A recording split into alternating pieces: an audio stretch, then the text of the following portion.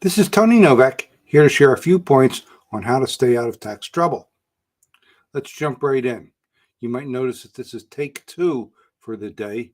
There was some unknown technical issue. I believe it had to do with either the internet service or Restream.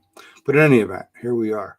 So the most common tax error that I find in more than half of the initial contacts that people come to me and ask for, say, hey, I have a tax problem.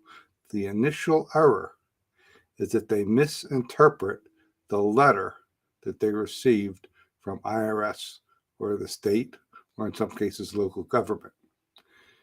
Almost always, the first conversation that we have after initially meeting, and I offer to take a look at the letter and then follow up with a conversation. That first conversation is almost always what the letter actually says is, and we get into the explanation. Now, we know that people are smart enough to read the letter from the tax authority and interpret it accurately.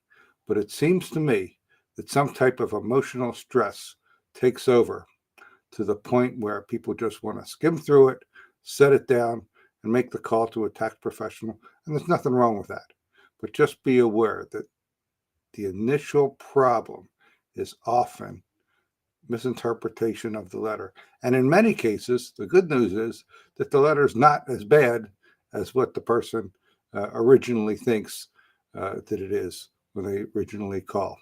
Fortunately, there's a lot of people like me, seasoned tax professionals, that do offer to take a look at a communication and have that conversation without charge or commitment. So if that's you, please reach out, and we're happy to have that conversation. I'm easy to reach online. Taxproblems.cpa has my phone number, a text message service, or you can schedule a call at your convenience. Thanks for listening.